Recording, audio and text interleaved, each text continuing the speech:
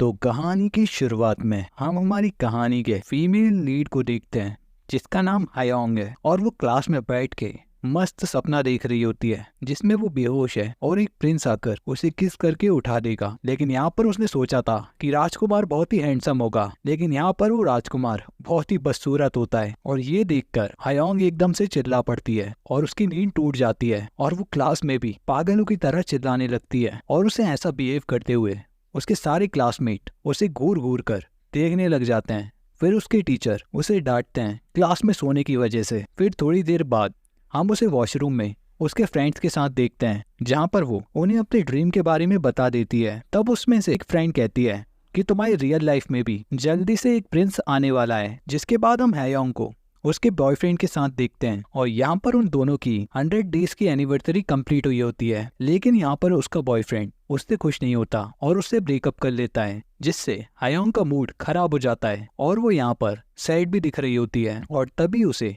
सड़क पर एक कैन दिखता है जिसे वो पूरी ताकत से लात मारती है और वो कैन सीधा जाकर हमारे मेन लीड योंग जून को लगता है, जिसकी वजह से उसकी कार का एक्सीडेंट हो जाता है, जिसकी वजह से उसकी कार भी डैमेज हो जाती है। और यहाँ पर योंग जून कार से निकलकर हायोंग को आवाज देता है और उससे अपनी कार के डैमेज के पैसे मांगता है और वो उससे कहता है कि तुम स्टूडेंट हो इसलिए मैं तुम्हें डिस्काउंट भी देता हूँ। और वो उससे वहाँ पे $3000 मांगता है, लेकिन हायोंग के पास इतने पैसे नहीं होते। अब इसलिए वो वहाँ से भाग जाती है, लेकिन उसकी स्कूल आईडी वहीं पर रह जाती है जिसे कि वांग जुन अपने पास रख लेता है। फिर अगले दिन वांग जुन हायोंग को कॉल करता है, लेकिन हायोंग उसका फोन डर के मारे काट देती है। फिर अगले दिन हायोंग जब स्कूल से वापस आ रही होती है तब वो देखती है कि स्कूल की वॉल पर योंग जुन ने उसके नाम के पैम्पलेट लगाए होते हैं जिसमें वो उसे बाहर बुला रहा था। और तभी वहाँ पर वांग जुन आ जाता है जो कि उसे उठाकर अपने साथ ले जाता है। तभी वो उससे कहता है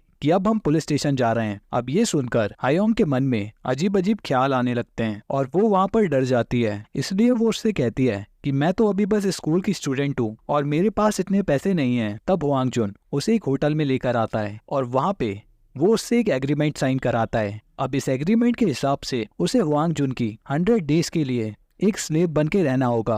अब पहले तो हायोंग साइन करने से मना कर देती है, लेकिन बाद में वो साइन कर देती है क्योंकि इसके अलावा उसके पास कोई और चारा भी नहीं था। अब यहाँ पर योंग जुन वहाँ पर हायोंग की आईडी भी अपने पास रख लेता है और उससे कहता है कि मैं तुम्हें ये 100 डेज कंप्लीट होने के बाद ही दूंगा। फिर अब अगले दिन जब हायोंग थके हारे स्कूल से घर आती है तब वांग जुन उसे फोन करता है। फिर हायोंग देखती है कि वांग जुन तो उसी के घर के सामने वाले अपार्टमेंट में रहने के लिए आ गया है और फिर ये देखकर हायोंग बहुत ही परेशान हो जाती है। फिर अब अगले दिन स्कूल में उसकी सारी फ्रेंड्स उससे पूछती हैं कि तुम्हें इतना ज्यादा हॉट, रिच और हैंडसम बॉयफ्रेंड कैसे मिला और कहीं तुम्हारा प्रिंस चार्मिंग वाला सपना सच तो नहीं हो गया। तब यहाँ पर हायोंग भी उन्हें जलाने के लिए वहाँ पर झूठ बोलती है कि हम दोनों कल एक महंगे होटल में गए थे डिनर करने के लिए और उसने मेरा एक स्लेव कॉन्ट्रैक्ट भी साइन किया है, जिसकी वजह से अब वो मेरा एक स्लेव बन चुका है। तभी वहाँ पर उसे वांग जुन का फोन आता है जिसे अटेंड करने के लिए वो वॉशरूम में चली जाती है और वहाँ पर वो कॉल पर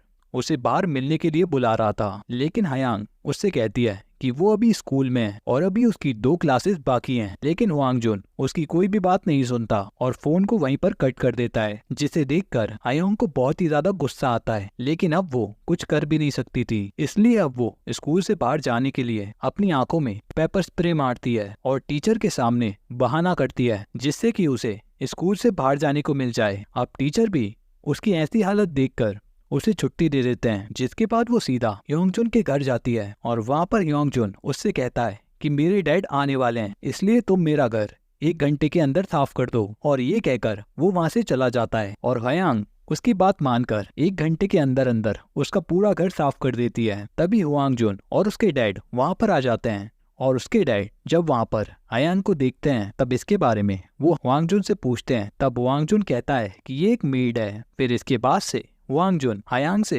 अपने सारे काम करवाता है, वो उससे अपने प्रोजेक्ट में हेल्प लेता है और शॉपिंग भी करता है। लेकिन बेचारी हायोंग को सारे बैग उठाने पड़ते हैं और जब वो मूवी देखने भी जाते हैं तो वांग जुन उससे काफी काम करवाता है, जिसकी वजह से बेचारी हायोंग मूवी तक नहीं देख पाती। फिर अगले सीन में हायोंग के फादर को देखते हैं जिनकी कार का एक्सीडेंट हो जाता है और उनकी कार में भी स्क्रैच आ जाता है और तब वो एक मैकेनिक के पास जाते हैं और तब वहाँ पर हायान भी थी। और तब होयांग को पता चल जाता है कि कार चाहे कितनी भी महंगी क्यों ना हो, उसे रिपेयर करवाने के लिए बस 10 से 20 डॉलर ही लगते हैं। अब ये जानकर हायांग को बहुत ही ज्यादा गुस्सा आता है, क्योंकि उसे अब लग रहा था कि होयांग जुन उसे इतने टाइम से बेवकूफ बना रहा था। इसलिए अब वो अगले दिन उसकी कार पे ब्लैक स्प्रे कर देती है और उस पे लिखती है कि मास्टर, मैंने ये आपको धूप से बचाने के लिए किया है। अब होयांग जुन जब ये देखता है तो उसे वहाँ पर बहुत ही गुस्सा आता है और फिर वो अपनी कार को मैकेनिक के पास लेकर चला जाता है। और वहाँ पर उसे पता चलता है कि अब उसे अपनी कार का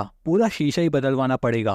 अब जब वो रास्ते पे चल रहा होता है तब सभी लोग उसे एकदम से घूरने लग जाते हैं और तभी वो देखता है कि होयांग सभी को अनाउंस कर रही होती है कि होयांग जुन उसे और उसके बच्चों को छोड़कर स्कूल ट्रिप पर चला गया और अभी तक वापस नहीं आया। अब ये देखकर होयांग जुन को वहाँ पर बहुत ही ज्यादा गुस्सा आता है, इसलिए वो तुरंत ही हायांग को वहाँ से लेकर चला जाता है। और वहाँ पर हायांग उससे कहती है कि मुझे तुम्हारे झूठ के बारे में सब कुछ पता चल गया है, और अब वो उस एग्रीमेंट को तोड़ना चाहती थी। तब वहाँ पर होयांग जुन कहता है कि तुम्हें पता नहीं है, लेकिन एग्रीमेंट को तोड़ने की वजह से तुम जेल भी जा सकती हो। फिर हायांग भी कहती है कि मैं भी तुम्हारे ऊपर फ्रॉड का केस कर सकती हूँ। फिर अगले दिन होयांग जुन उसे मिलने के लिए बुलाता है, लेकिन हायांग उसे चिढ़ाने वाला वीडियो भेज देती है, जिसे देखकर उसे बहुत ही गुस्सा आता है। इसलिए वो उसके स्कूल के बाहर खड़ा हो जाता है और उसका वेट करता है। लेकिन जैसे ही हायांग उसे वहाँ पर देखती है तो वो वहाँ से भाग जाती है और वो वहाँ से भागकर सीधा अपने घर आती है और अपनी मॉम के पैर पकड़कर उनसे अपना स्कूल चेंज करने को कहती है। लेकिन उसकी मम्मी वहाँ पर उससे मना कर देती है और उससे कहती है कि तुम्हारे कॉलेज का एंट्रेंस एग्जाम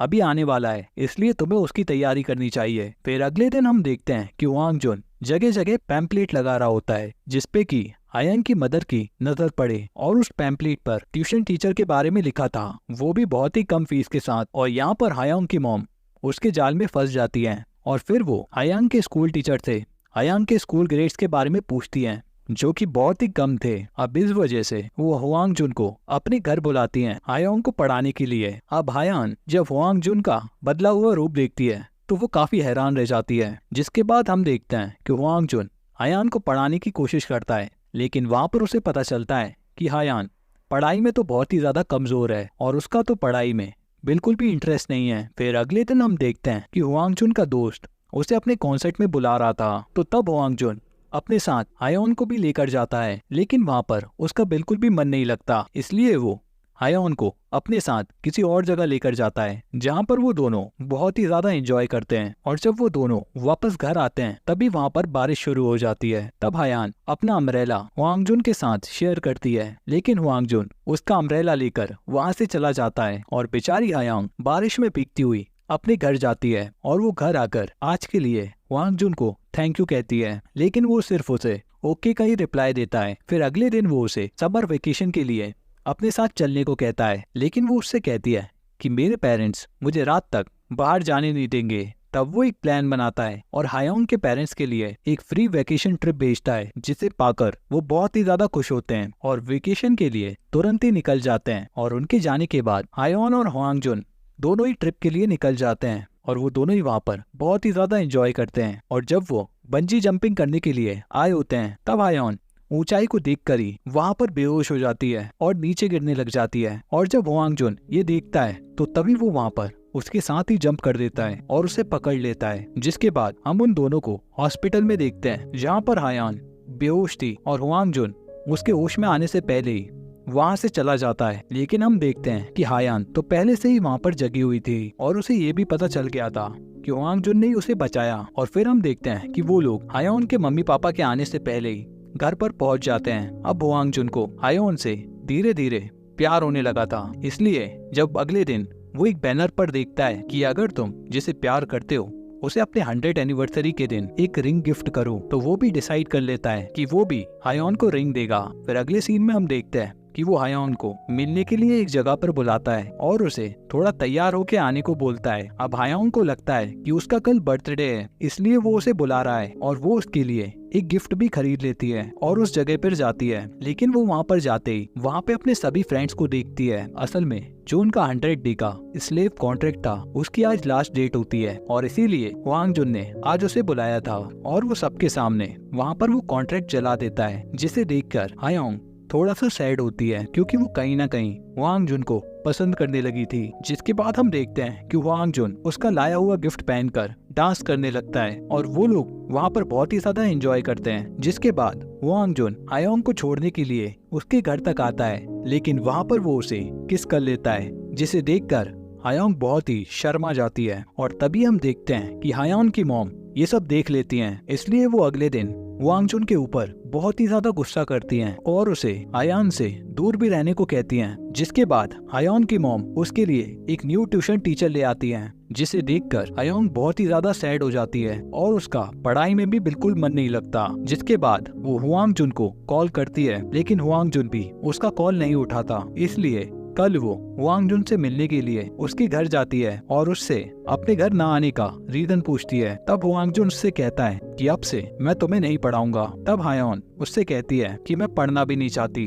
आखिर पढ़ने का क्या फायदा जब मुझे पता है कि मैं स्मार्ट नहीं हूँ। अब वांग जुन उससे पूछता है तो फिर तुम क्या करना चाहती हो। तब वो बहुत ही खुश होकर उससे कहती है कि मैं तुमसे शादी करना चाहती हूँ। लेकिन तब वांग जुन उससे कहता है कि मैं तो तुम्हें सिर्फ यूज कर रहा था और अब ये ओवर हो गया है, और वैसे भी अब मेरे पास और टाइम नहीं है तुम्हारे ऊपर वेस्ट करने के लिए, तो मुझे परेशान करना बंद करो। और ये कहकर वो वहाँ से चला जाता है। अब हायांग का दिल बुरी तरीके से टूट जाता है और वो बहुत ही ज्यादा सैड हो जाती है और उसकी टीचर भी उससे बहुत ही ज्यादा परेशान हो जाती है क्योंकि उसका पढ़ाई में बिल्कुल भी मन नहीं लग रहा था। फिर अगले सीन में हम देखते हैं कि वांग जुन अपना घर शिफ्ट कर लेता है और वो हायांग के लिए वही रिंग छोड़ देता है जो कि उसने खरीदी थी। अब हायांग को जब इस बात का पता चलता है तब वो वांग जुन के घर जाती है, लेकिन तब तक बहुत ही ज्यादा देर हो चुकी थी। वांग जुन वहाँ से चला गया था और फिर कुछ दिनों का वक्त बीत जाता है और अब हायांग अपना पूरा ध्यान पढ़ाई पर लगा रही थी क्योंकि अब वो वांग जुन से मिलना चाहती थी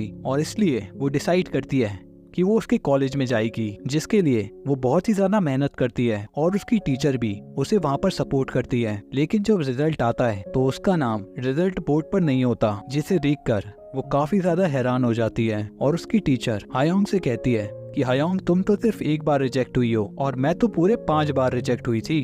लेकिन हायोंग को तो उसी कॉलेज में जाना था। जिसके बाद उसकी टीचर उसे नदी किनारे लेकर आती है और वो हायोंग को अकेला छोड़कर वहाँ से वॉशरूम चली जाती है।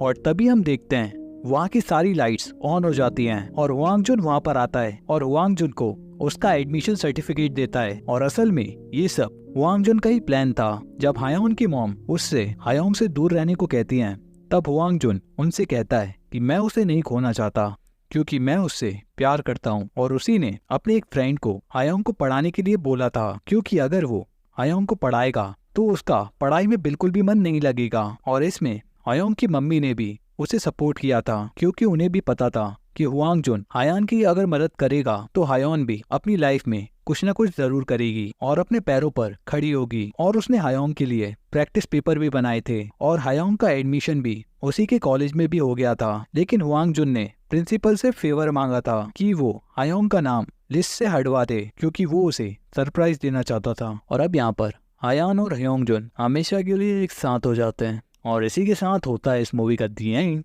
तो मैं मिलता हूँ आपसे एक और नई कहानी के साथ, तब तक के लिए गुड बाय।